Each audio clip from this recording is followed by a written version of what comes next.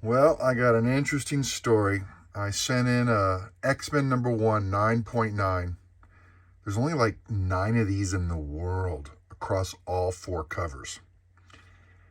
I sent in a 9.9. See how it had a little wavy paper, old label 007.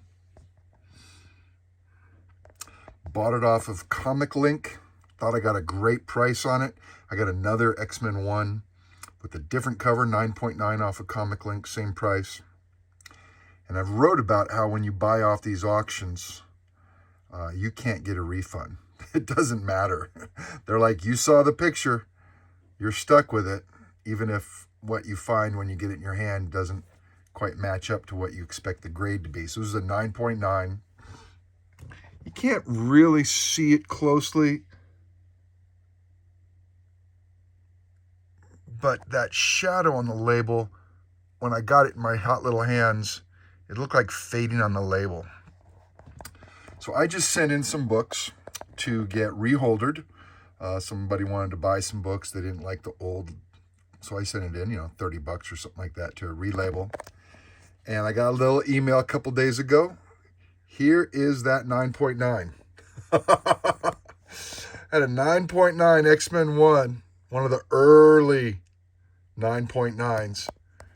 And it doesn't even say online because it didn't change the cert number. But look at that, 007, a long time ago.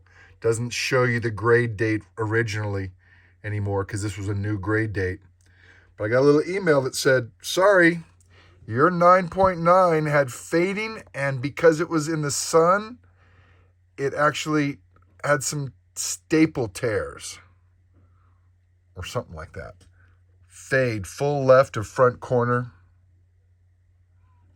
Now, can you see that on the computer? Because that's what I see when I buy off of auctions. And I'm not going to get a refund. We're talking a $1,000 plus book. Last reported sales was $2,500 for a 9.9. Sent it in for a new label, regrade. Comes back 8.0. Don't even know if I can sell that for $20. Full fade, left to front center. They tried to tell me that the staple tears were due to the sun fading. I'm not sure about that.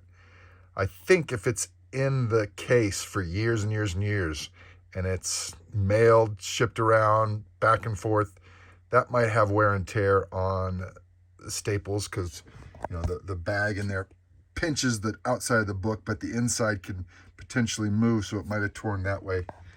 But anyways, that's my $1,000 plus purchase.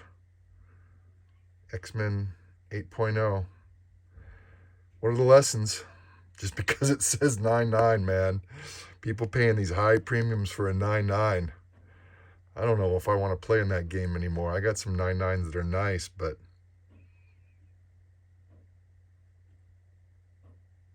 breaks my heart. Win some, you lose some. Anyways, thought you guys would like to see that. For about a year, I had it in my collection. It doesn't say the grade date, does it? It doesn't. Does it say the grade date over there anywhere? I don't think it does. But 0072, maybe one of you guys know. Maybe it was graded like in 2004 or 5. Anyways, that's the dangers of buying off of these auction sites. You can get some good deals, but you can get stuck with some junk. And I just heard Comic Tom say, oh, most auction houses will give you a refund. No, no, they won't. I don't know where he got that. You can't just send a book you won at auction back and say, oh, I don't want it anymore. You can't be like, oh, I bid too high, I don't want it anymore. They're like, no, you're stuck with it. Here's the fine print. I fat-fingered one, overbid. About 100% overbid. And they made me stick with it.